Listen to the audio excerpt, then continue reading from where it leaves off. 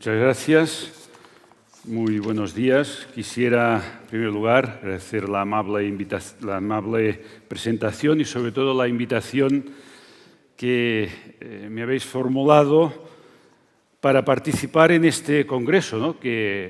Primer congreso, y es algo de por sí excepcional, pero además reuniendo a cuatro importantísimas organizaciones en el sector, ¿no? Todos ellos buenos amigos, la Asociación Española de la Carretera, la Asociación Técnica de la Carretera, ACEX y ASEFMA. Para todos ellos, nombre propio, pero sobre todo también en nombre de quien represento, que lógicamente es la Comisión de Seguridad Vial y Movilidad Sostenible del Congreso de los Diputados, mi felicitación por este congreso, exitoso por otra parte, según he podido comprobar y según me habéis contado.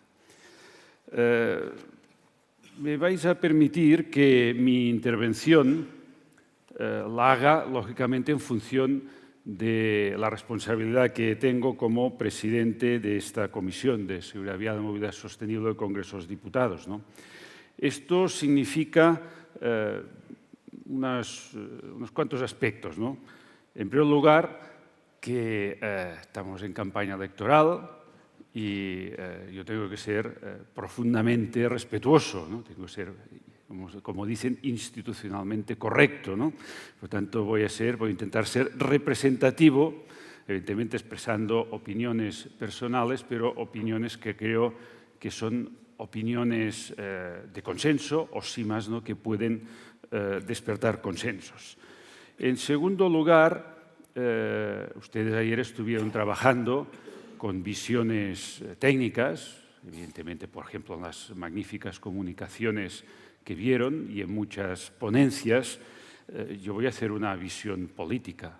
Yo creo que es importante la política, aunque en estos momentos los políticos tengamos un nivel de desprestigio demasiado importante, pero la política es importante, ¿no? Es la administración del bien común, de aquello que es de todos. Por tanto, yo voy a hablar un poco desde esta visión que, por otra parte, creo que todos estamos obligados a ennoblecer, ¿no?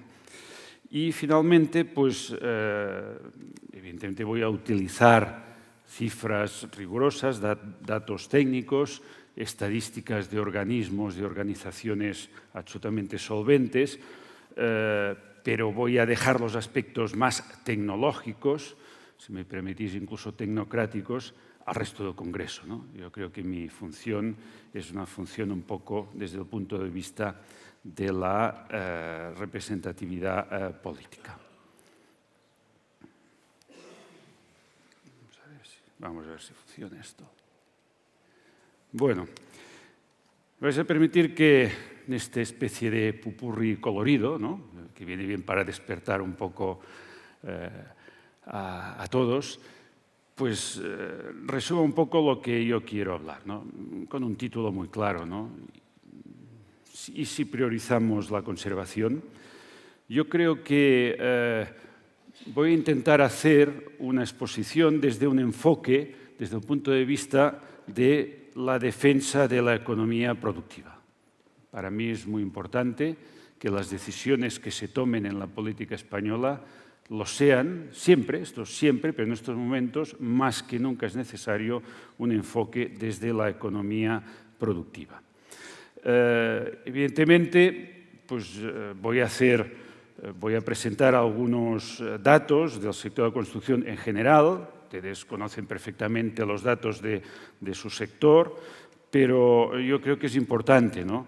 Y voy a hacer uso, sé que aquí va a estar, me dicen que no va a estar Julián Núñez, pero va a estar representante de SEOPAN, pero voy a hacer uso de una ponencia de Julián presentada hace pocos días, que a mi juicio es un excelente retrato, una buena fotografía de cómo está el sector en España. Y sobre lo que ustedes me piden, ¿no? El empleo, la innovación, algo que me parece que es algo que debemos poner en valor continuamente, que es la internacionalización profunda y positiva, tan positiva del sector, que nos permitirá y nos debe permitir sacar adelante muchos proyectos, ¿no?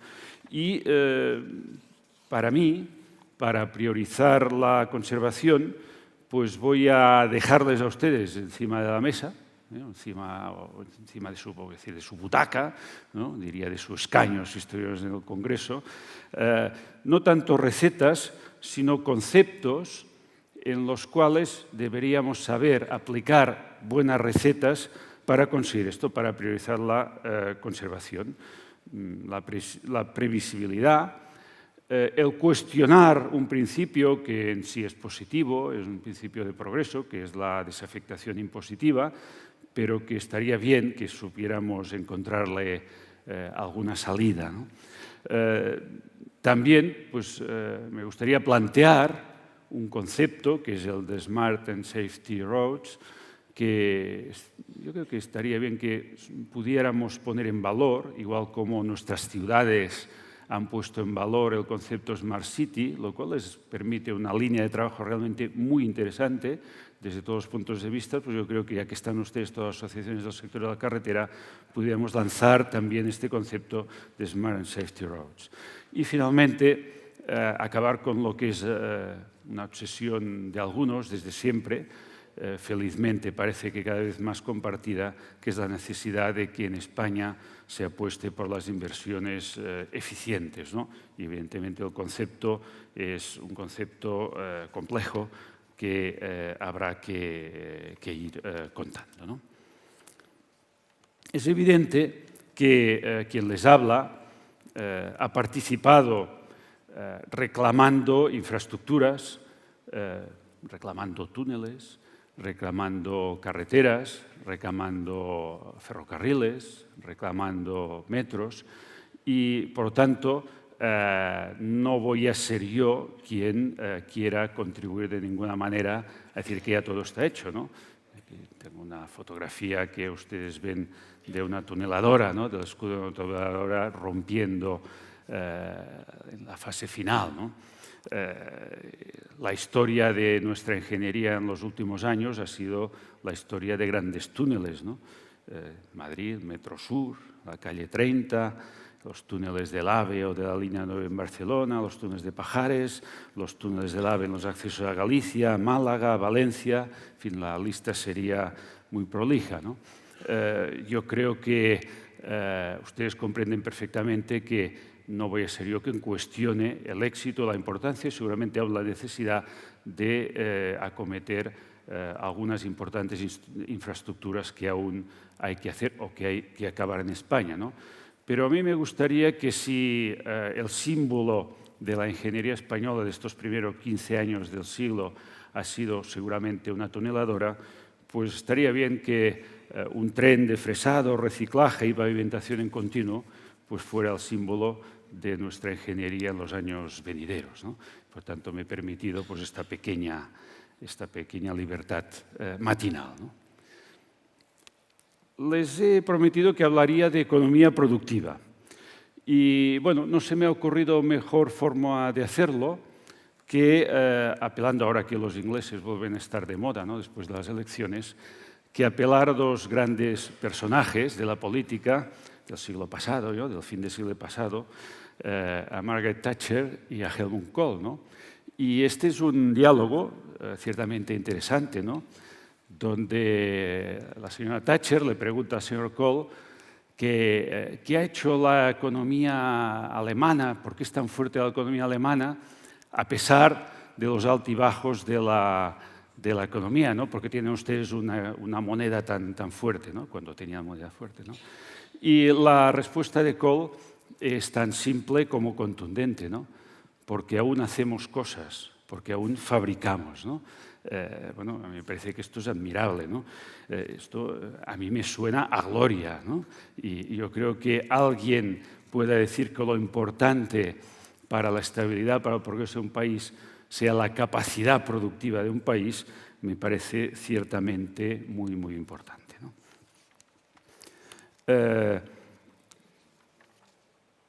Me dirán ustedes que hablo de industria y seguramente pues, estamos aquí en algo que calificamos como servicios, ¿no? La construcción, los servicios de conservación, etcétera, etcétera, ¿no? De todas maneras, yo creo que cuando nos referimos, por ejemplo, a la industria de la construcción o, por ejemplo, a la industria del turismo, pues todos nos entendemos perfectamente. Los valores que puede tener la industria, el sector de la construcción, que puede tener el sector del turismo, de creatividad, de búsqueda de productos, de búsqueda de clientes, de búsqueda de creación de valor, me parece que nos permite realmente hablar en términos también de industria, ¿no? O si quieren, de economía productiva, ¿no? Definiendo la economía productiva como todas aquellas actividades que producen un objeto o ofrecen un servicio, eso sí, creando valor. Desde este punto de vista, a mí me parece que podemos hablar de la conservación de carreteras como de la industria, de una industria, y pensar y planificar en estos términos, ¿no? Ustedes se preguntarán, bueno, ¿y a qué viene esta especie de divagación matinal sobre la economía productiva? No es inocuo, ¿no? No es inocuo. Yo lo hago para remarcar la perentoria necesidad de que se acometan políticas de fomento de la economía productiva. De hecho, es cierto que algunas de las políticas que podíamos calificar como políticas de fomento de la economía productiva ya se han ejecutado y con notable éxito, ¿no? Es lo que podíamos llamar o llamamos normalmente las reformas estructurales. Reforma laboral, la reforma del sector financiero, reformas administrativas diversas, etcétera, etcétera. Es verdad, y además yo creo que hay que aceptar que con un notable éxito, ¿no? Sin embargo, todas estas políticas, a mi entender, son condición necesaria, pero no suficiente para la plena recuperación de la economía española. Creado un marco estable para el crecimiento, la consistencia y, sobre todo, la sostenibilidad de este crecimiento, a mi juicio, va a depender de la existencia de sectores productivos que actúen como tractores. Estoy hablando de políticas sectoriales. Y cuando se habla en España de políticas sectoriales, estamos en Valladolid, una ciudad con una presencia muy importante en el sector del automóvil, se habla, por ejemplo, de políticas sectoriales en el sector del automóvil. En España se han ejecutado estos últimos años unas políticas de apoyo al sector del automóvil que han tenido un éxito sencillamente espectacular. A pesar de la profunda crisis, no se han perdido puestos de trabajo y a pesar de la profunda crisis asistimos regularmente, la última ocasión fue el sábado, en ocasión del sector del automóvil de Barcelona, cuando el presidente del grupo Volkswagen anunció, el presidente del gobierno español, que Volkswagen iba a invertir en la fábrica de Martorell, la de Landhaven, 4.200 millones de euros, que no es una cantidad nimia, ¿no? Y que asegura absolutamente la continuidad de SEAT. Pero noticias como estas las hemos tenido durante estos años, durante lo más duro de la crisis, pues en Renault, las hemos tenido en Citroën, las hemos tenido en Ford, las hemos tenido en General Motors.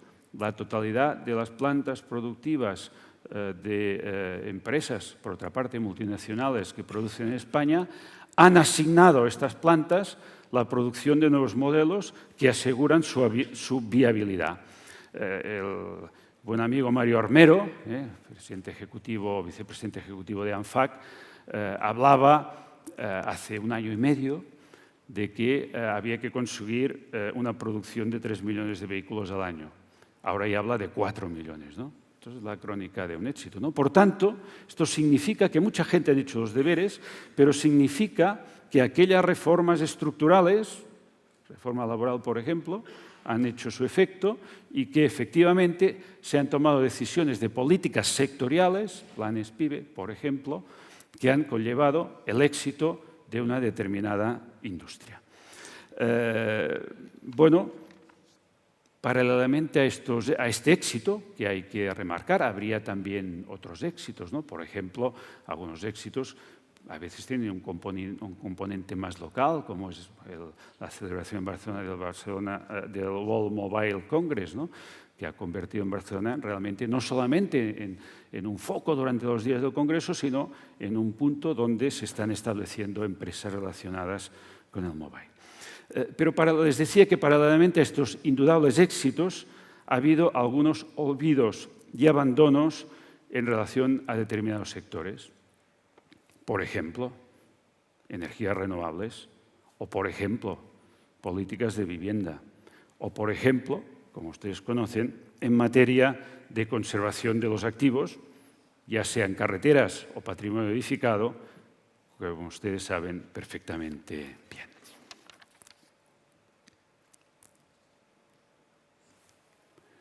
Bueno, si hablamos del sector de la construcción, ustedes lo saben perfectamente, pero hay un dato que a mí me parece, estos son datos que mi buen amigo Julián Núñez me ha prestado de su presentación de SEOPAN, ¿no? Pero hay un dato que es espectacular, ¿no? y que debe hacer reflexionar. El 55% del paro que se ha producido en los últimos años, por suerte ahora ya estamos creando ocupación, pero el 55% del paro procede del sector de la construcción. A mí me parece, simplemente no quiero entrar más, habrá representantes del sector que podrán evaluarlo perfectamente, ¿no? Pero a mí me parece que no se necesita una especial sagacidad para darse cuenta que sin una sustancial aportación del sector de la construcción va a costar demasiado tiempo generar empleo y recuperar plenamente el empleo. Por tanto, a mí me parece que cuando hablábamos de políticas sectoriales deberíamos estar en estos momentos preparando y ejecutando políticas sectoriales vinculadas al sector de la construcción. Lógicamente aquí, hoy no toca, pero ¿verdad? Políticas de vivienda, ¿no? Pero sí que una de estas políticas pues, sería perfectamente una política en relación al sector que ustedes representan.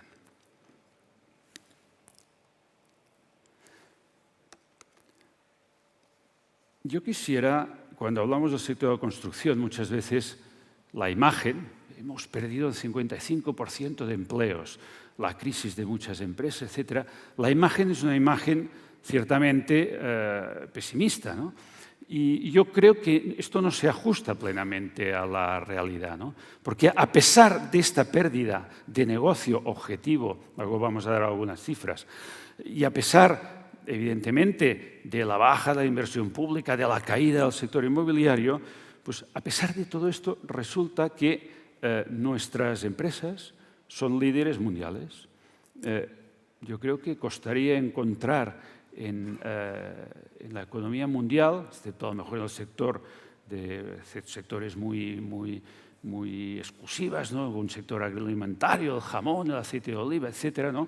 Costaría encontrar un ranking como este es el famoso ranking del Public Works Financing, que nos muestra cómo las empresas españolas están liderando el número y el valor de las concesiones en estos momentos vigentes en el mundo. Nuestras grandes empresas constructoras, y algunas no constructoras, está aquí Abertis, por ejemplo, supieron adelantarse a lo que después ha sido un ciclo realmente muy negativo, empezando ya algunas a finales del siglo XX, otras a principios de la primera década del XXI, empezando a internacionalizarse. Y esto ha sido también la historia de otro éxito. Por tanto, a mí me parece que este es un activo importantísimo que hay que poner en valor.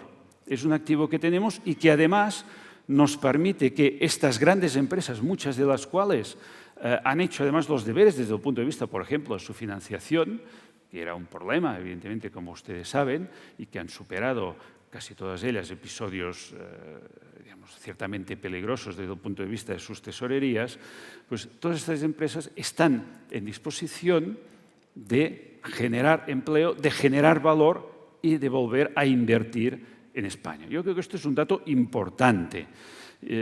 Yo quisiera decir que, lamentablemente, esto tan importante para las grandes empresas, esta internacionalización ha sido menos intensa para las empresas cuando menor era su tamaño. Y, lógicamente, las empresas del sector de construcción de tamaño menor es las que peor lo han pasado y donde más mortalidad ha habido. Pero, en cualquier caso, yo creo que ponerle un emoticono positivo, sonriente, vale la pena, porque este es un activo que tenemos y a los efectos de una de las cuestiones que ustedes plantean, que es la innovación, tener empresas grandes, potentes y solventes es un activo absolutamente indispensable.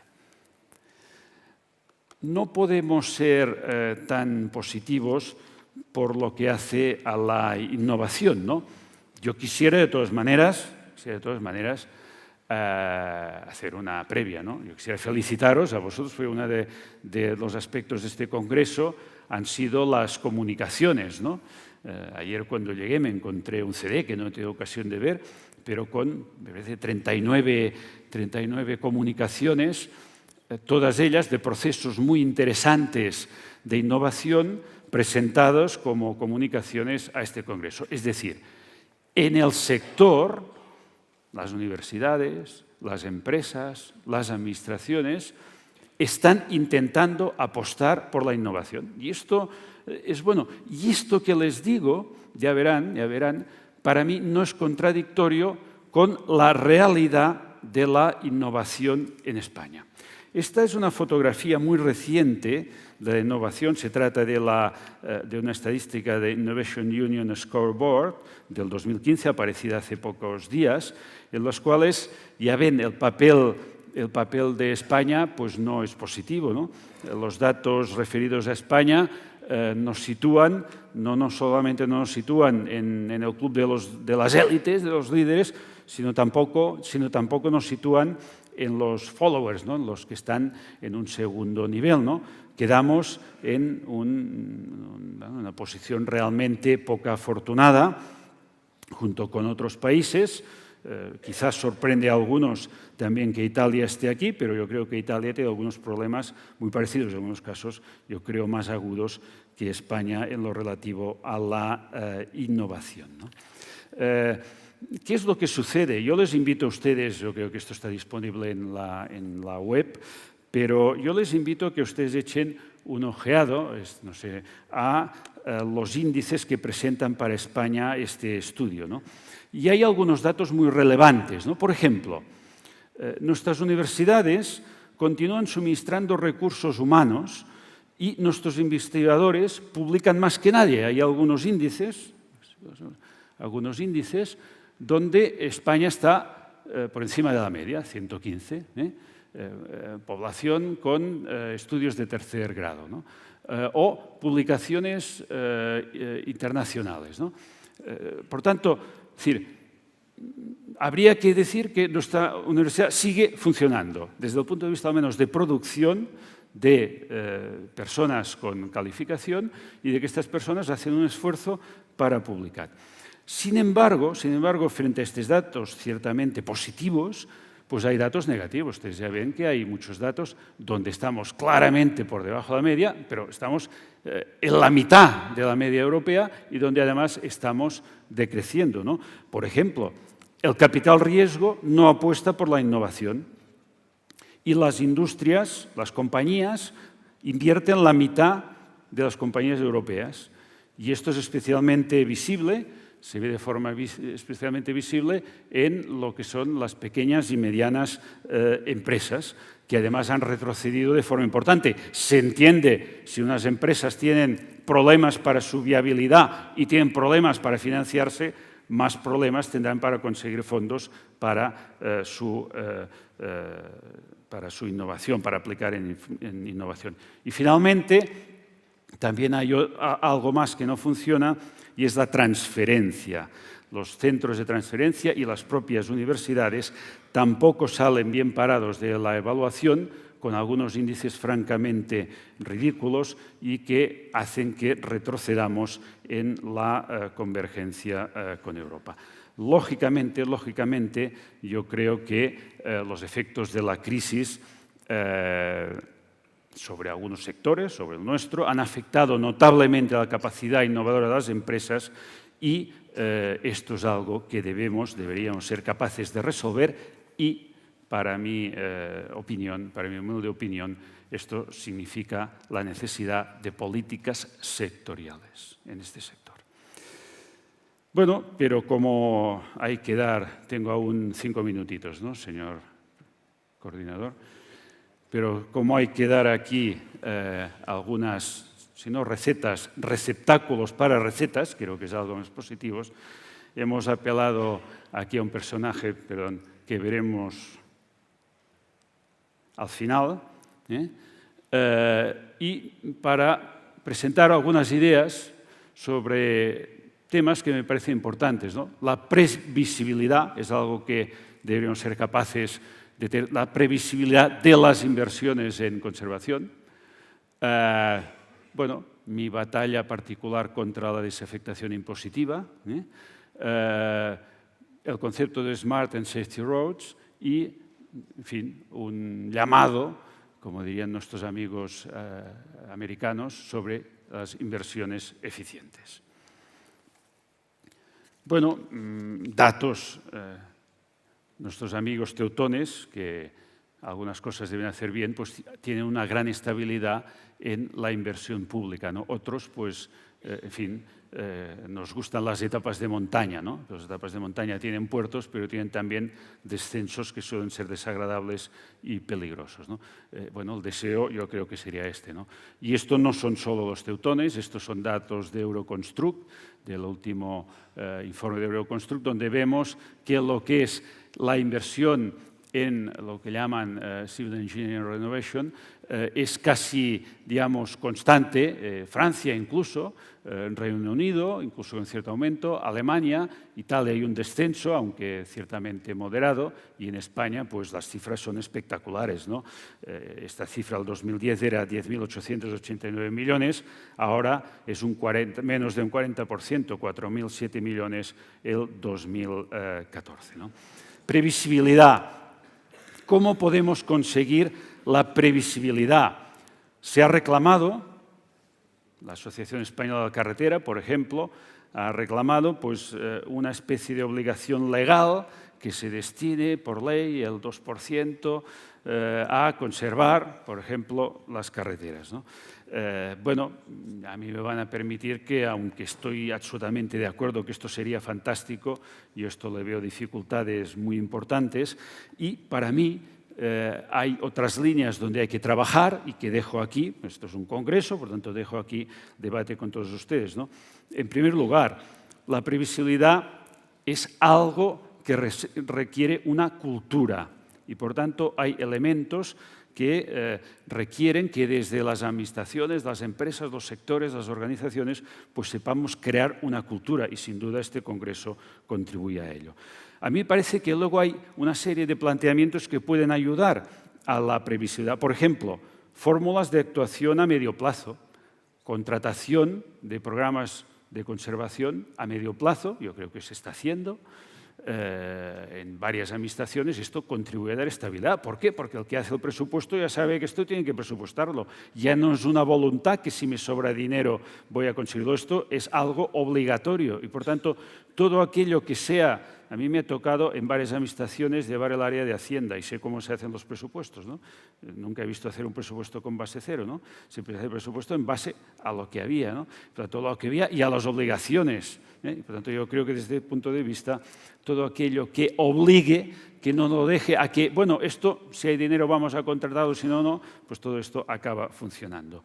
Yo soy también un gran partidario del sistema concesional, en todas sus fórmulas. El sistema concesional también contribuye a la previsibilidad.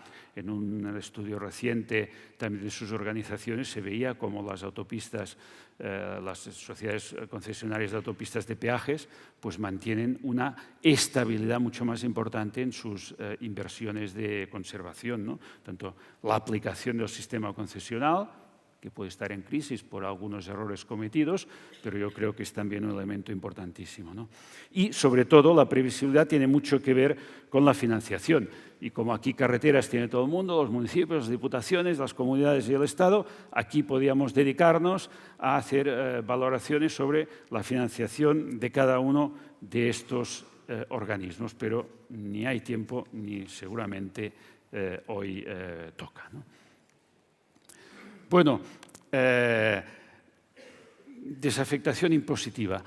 Ustedes saben que la desafectación impositiva, que es un principio hacendístico que consiste en decir vamos a cobrar los impuestos no destinados a un determinado fin, sino destinados a la caja única, y luego es el Estado, en función de las prioridades, en función de cómo este Estado pues, quiera priorizar, quiera hacer unas políticas más que otras, pues vamos a repartirlos a través de los presupuestos generales del Estado, de los municipios, de las comunidades, etcétera, ¿no? Este es un principio, yo creo que positivo, de progreso, que transformó realmente, que ayudó a la creación del Estado moderno, y por tanto es un principio que difícilmente se puede cuestionar. Pero es un principio que tiene también puerta abierta para excepciones. De hecho, hay países y hay situaciones donde la no aplicación de la desafectación impositiva, es decir, poder cobrar un impuesto y dedicar todo su rendimiento a un determinado objetivo, pues esto acaba dando resultado. Yo les voy a poner un ejemplo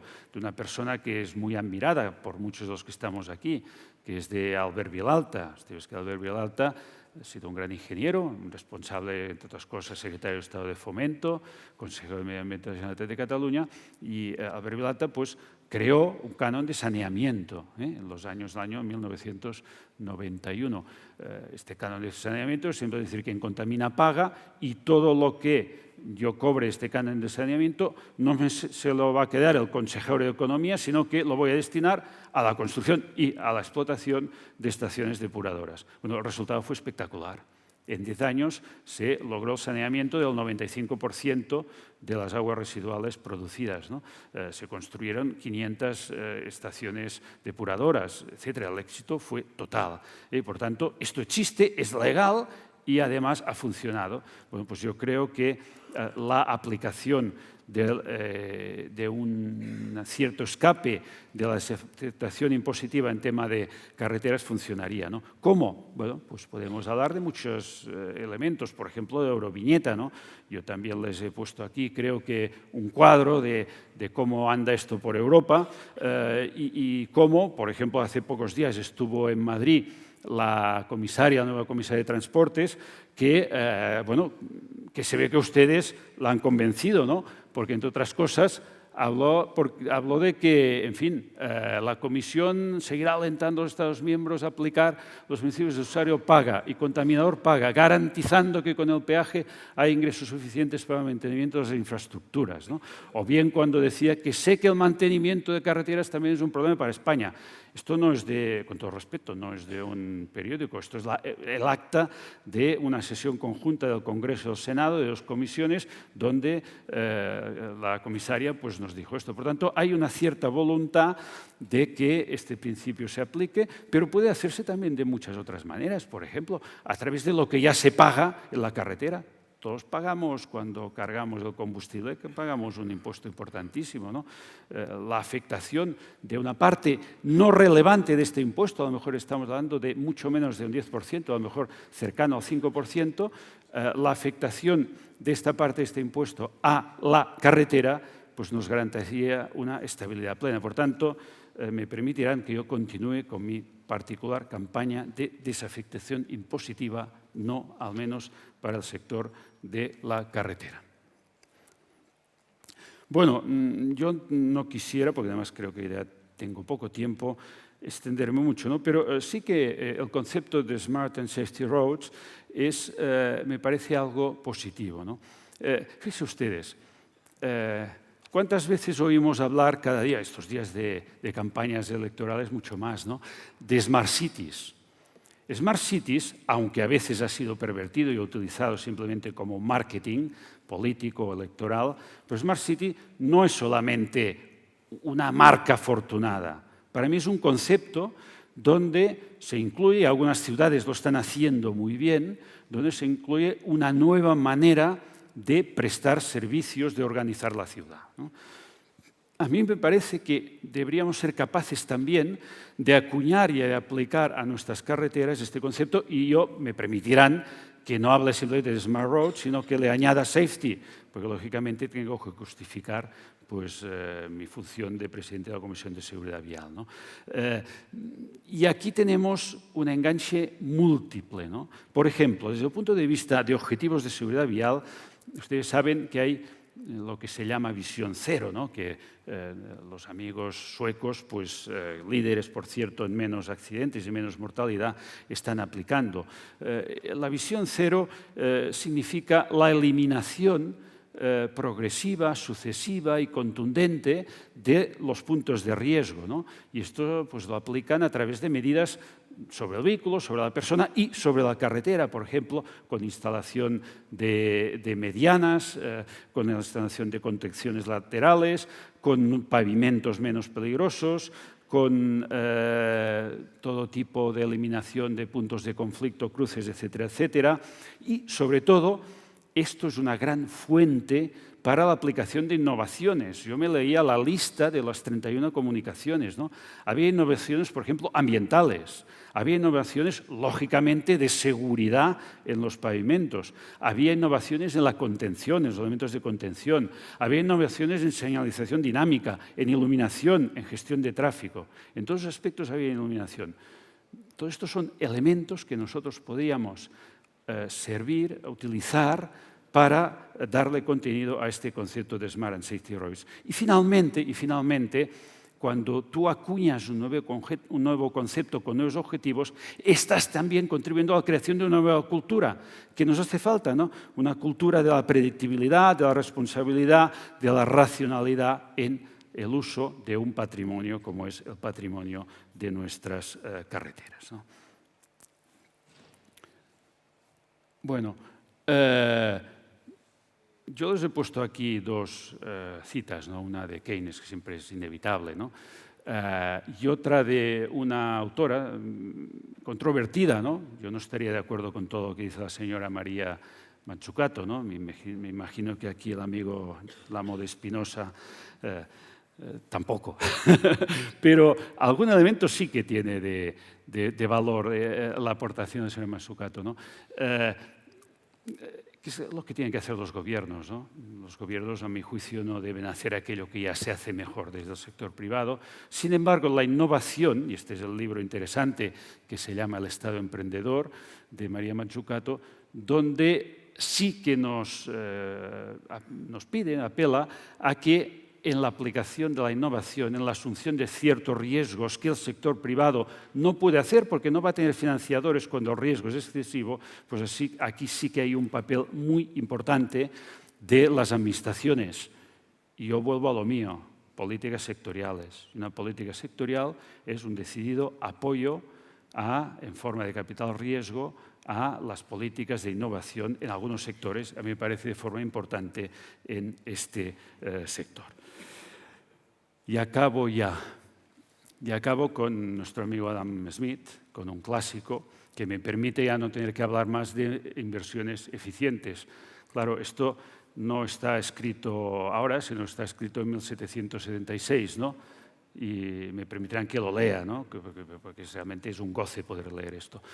Una carretera magnífica no puede construirse a través de un territorio desierto donde haya poco o nada de comercio solamente porque conduzca a la capital del administrador de la provincia o de un gran señor, lean de un candidato de un partido, a quien el administrador considera conveniente cortejar. Escrito en 1776 y de aplicación rabiosa a la España de hoy. Me han invitado ustedes como presidente de la Comisión de Seguridad Vial del Congreso de los Diputados. Unas Cortes que se disolverán, parece, a primeros de octubre, ¿no? Vamos, que todos saldremos, como muestra esta imagen, del hemiciclo y nos iremos a casa, ¿no?